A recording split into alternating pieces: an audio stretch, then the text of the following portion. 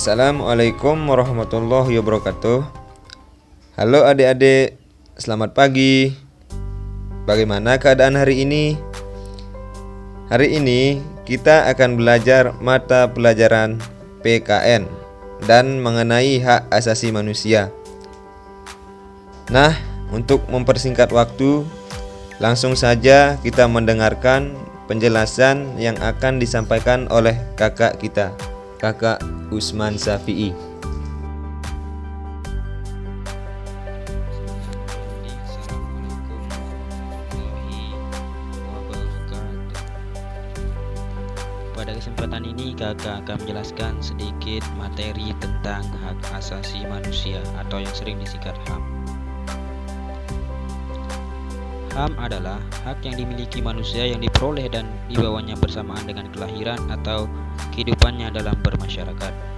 Oleh karena itu, wajib dihormati, dijunjung tinggi dan dilindungi oleh negara, hukum, pemerintah, dan setiap orang. Di sini juga kakak akan menjelaskan sedikit mengenai sanksi jika melanggar HAM. Sanksi yang pertama adalah penjara seumur hidup atau penjara maksimal 25 tahun dan minimal 10 tahun apabila Anda melakukan kejahatan sebagai berikut. Yang pertama, membunuh anggota kelompok. Yang kedua, menyebabkan penderitaan fisik atau mental yang berat. Yang ketiga, menciptakan kondisi yang berakibat musnahnya suatu kelompok. Yang keempat, tindakan pemaksaan pencegahan lahiran dalam suatu kelompok. Yang kelima, memindahkan anak-anak kelompok lain secara paksa. Yang keenam, melakukan pembunuhan berencana. Yang ketujuh, melakukan pemusnahan terhadap suatu kelompok. Yang kedelapan, melakukan pengusiran secara paksa.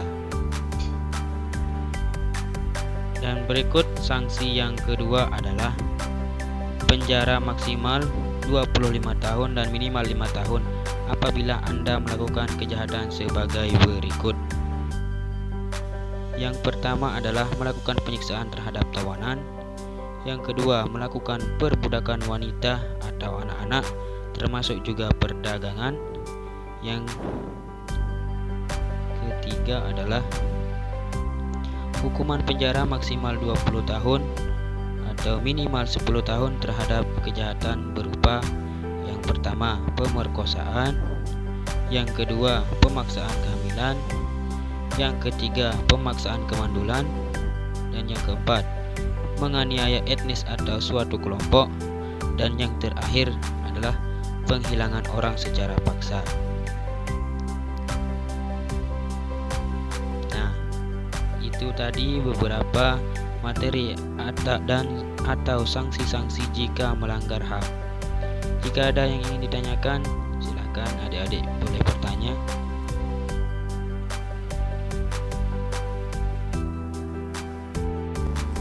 Kak, saya mau bertanya, apakah ada lembaga yang menangani pelanggaran HAM di Indonesia?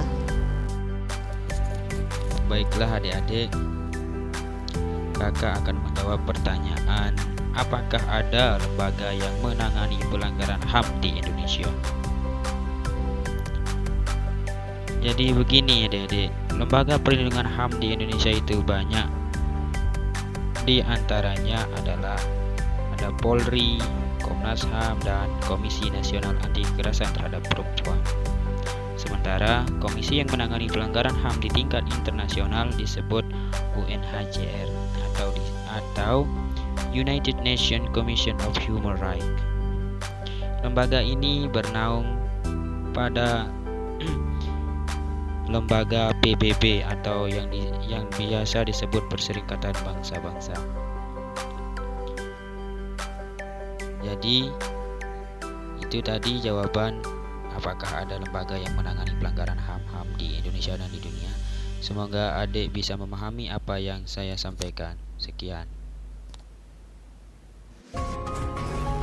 Oh, terima kasih atas penjelasannya. Saya sudah paham, Kak.